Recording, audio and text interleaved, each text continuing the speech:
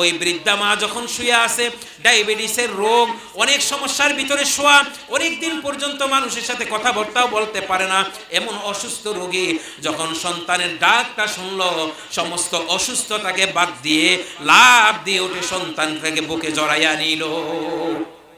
বলে, বাবা আমার আর কোনো যেন অসুস্থ নাই, 10-12 বছর পর্যন্ত তোমার খোঁজ খবর পাই না, এমন সন্তান কি জন্ম দিলাম যেই সন্তানের জন্য এত কষ্ট করতে হয়, যেই সন্তান কোনো আমাদের খোঁজ খবর নেয় না।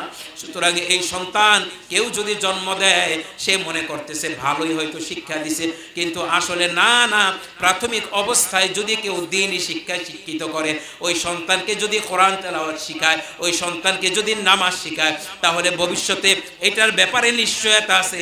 আল্লাহ রসুলের নিশ্চয়তা হচ্ছে ওই ছেলেটা কখনো সে বাবা মায়ের আনুগত্যশীলের বাহিরে হবে না, কখনো সে নাফরমান হবে না, কখনো সে মুশরিক হবে না।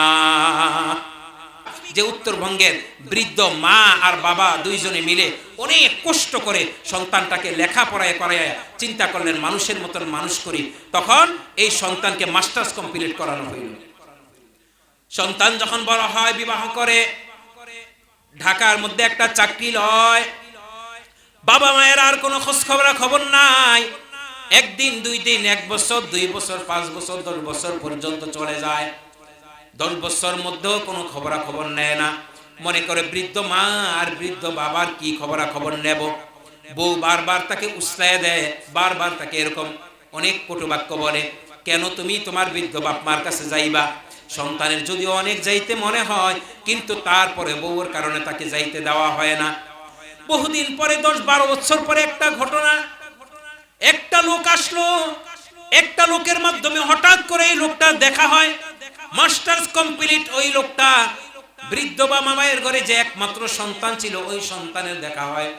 ওই সন্তানটাকে বলে যে, ভাই তুমি তো তোমার গ্রামে অনেক দিন পর্যন্ত যাও না, তোমার মা বাবা কিন্তু অনেক অসুস্থ।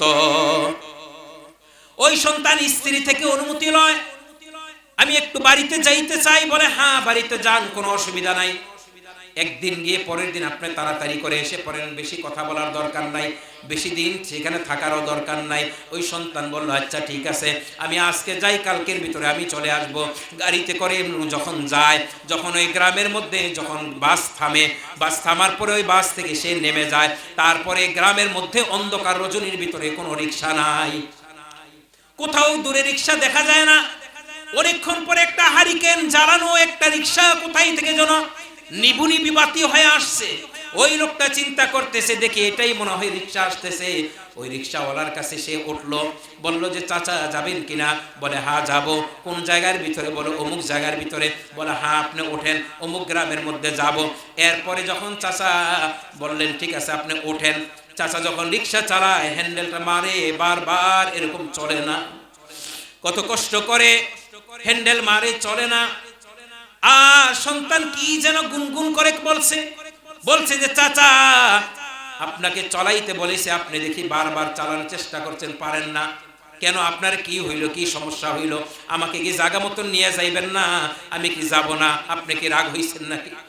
রিক্সাওয়ালা বারবার শুধু যাইতেছে আর চিন্তা করতেছে, আমার যে একটা ছেলে ঢাকা থাকে, অনেক বছর পর্যন্ত খবর নাই, ওই সন্তানটার মতন তো দেখা যাইতেছে, মাফলার একটা এরকম বাঁধা তার গলার ভিতরে, তার মাথার মধ্যে বাঁধা। মাফলারটা যখন খুললো, তখন ওই সন্তানটা দেখে, তখন সে বাবাকে দেখে এরকম চোখের পানি ফেলে দিল। বলল, হাইরে আপনি তো বাবা এত গভীর রাত্রে বাজে প্রায় 2টা, এই সময়ের ভিতরে আপনি রিক্সা চালান, কারণ কি? বাবা তখন চোখের পানিগুলো টপ টপ করে ছেড়ে দিল।